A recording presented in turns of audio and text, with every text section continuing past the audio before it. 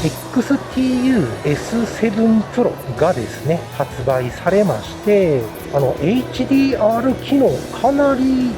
がはっきりと分かりましたね。逆光耐性でしょうかね。強くなっているように見受けられたんですよね。つい先日知っ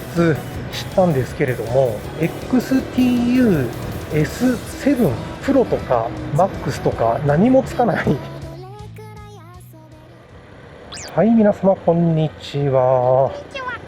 本日は DJI Osmo Action 4を使いまして、モトブログの方を行っていきたいと思います。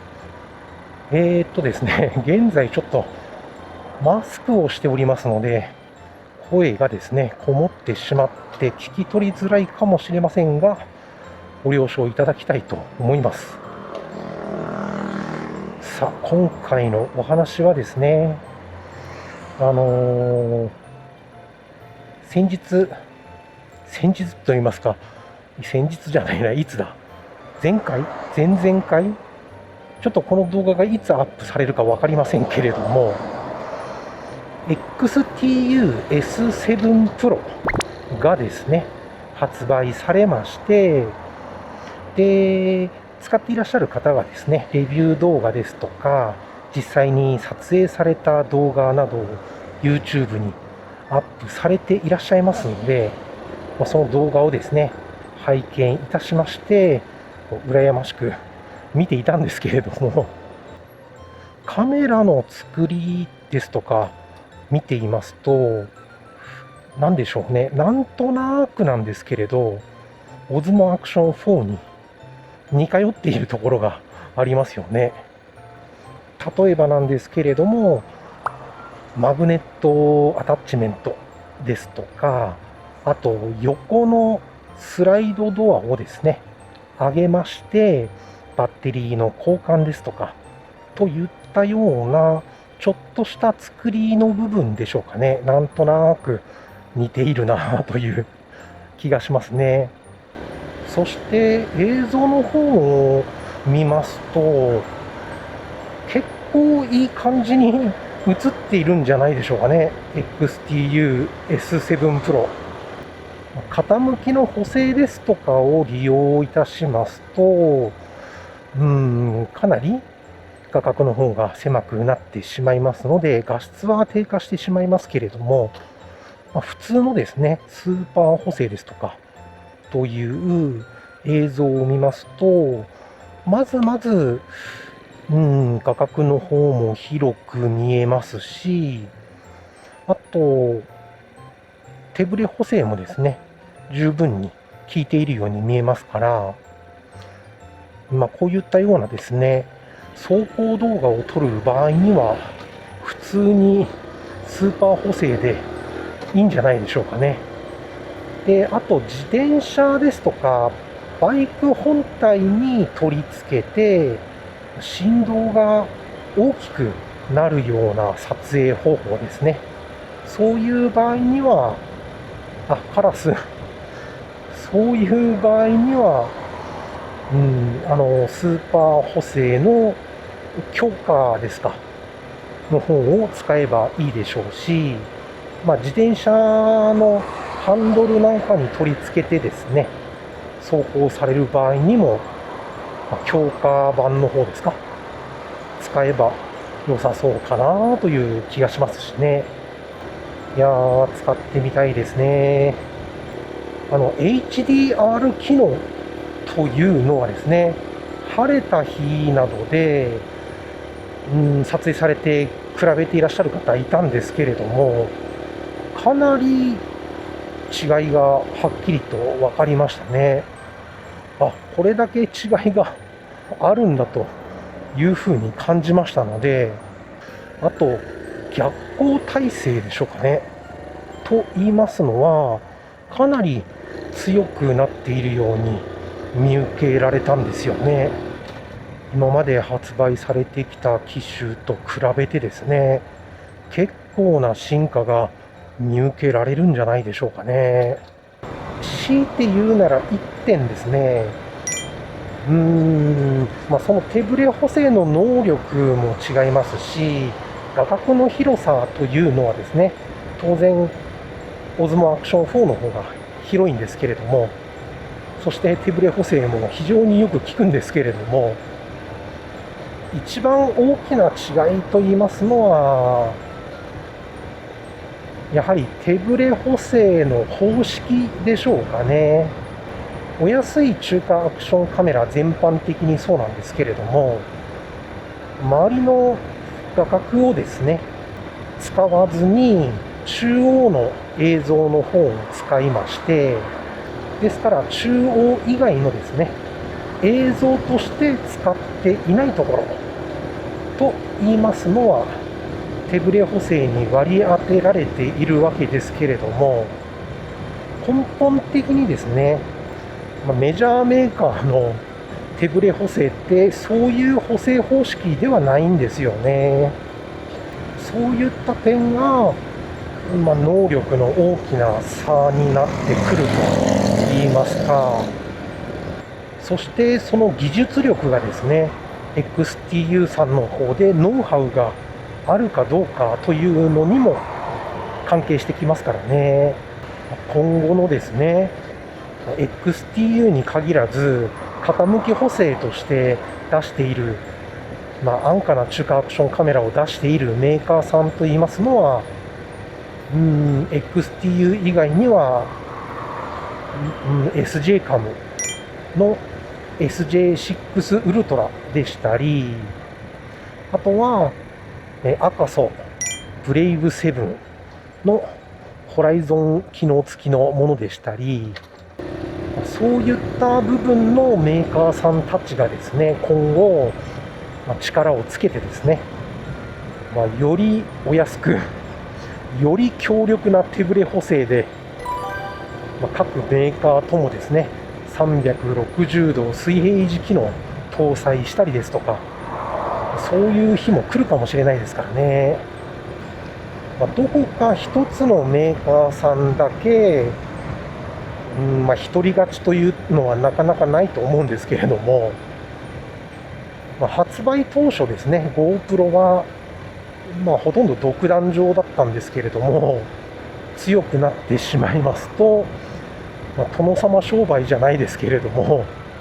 ユーザーの声を聞かなくなってしまいますので、これを作ったんだからお前ら黙って使ってりゃいいんだよっていうそういう態度に見られても仕方ないような感じになっちゃいますからね。実際はそんなことはないんでしょうけれども、傍から見るとそう見えちゃうんですよね。ユーザーからの声が全然、なんて言うんでしょう、届かないと言いますか。ですから求めているものとトンチンカンな方に行ってしまうということにもなり得ますので、アカソも SJ カムも XTU もそうならないことを祈りますけども、そしてですね、もう一度S7 Pro のお話に戻りますが、夜間撮影に関しましては、どうかな。設定次第でなんとか使えそうかなという気はしなくはないんですよね。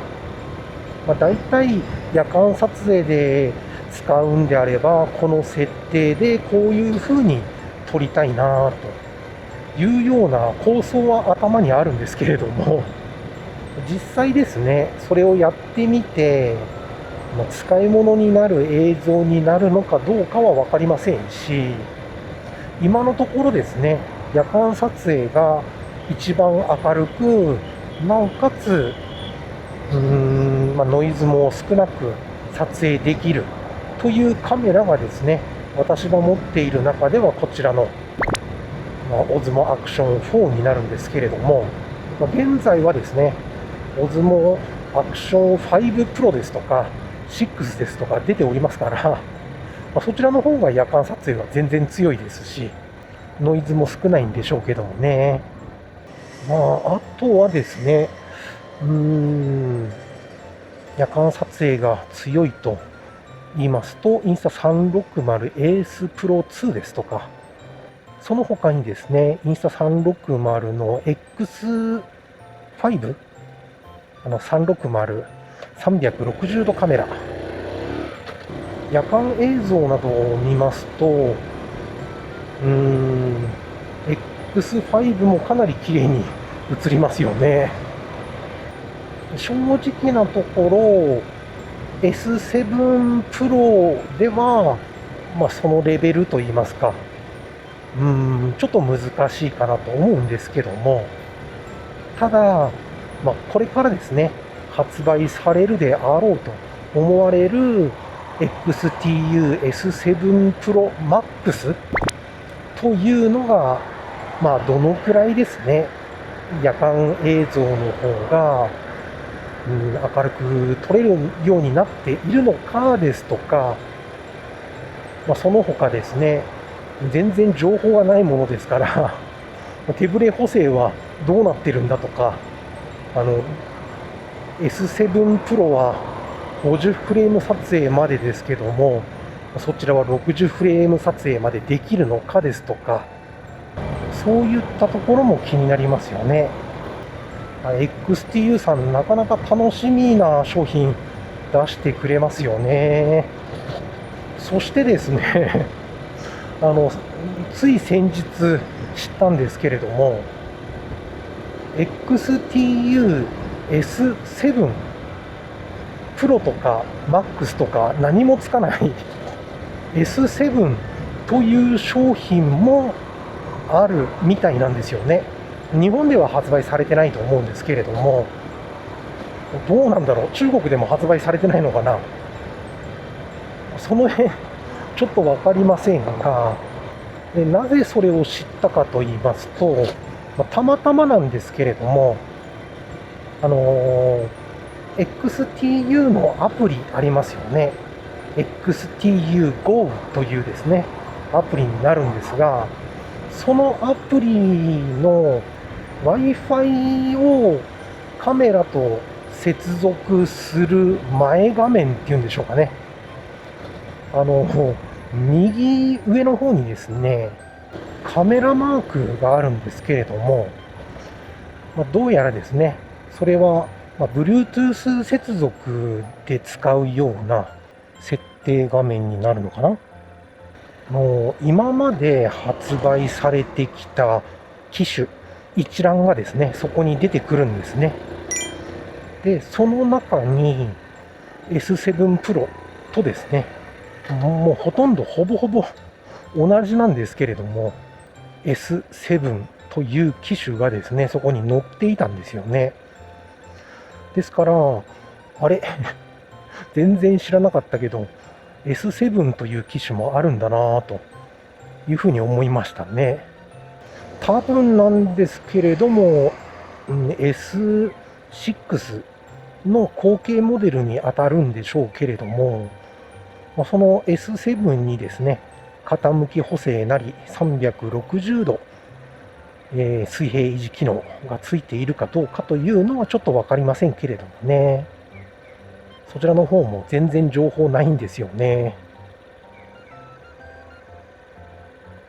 その一覧を見るとですね、日本で発売されていないものもちょこちょこと見れましたので、ああ、なるほどなという感じで見ておりましたが、今後もですね、XTU には期待したいですね。そんなわけでして、本日はですね、この辺で動画の方は終了したいと思います。最後まで見ていただきましてありがとうございました。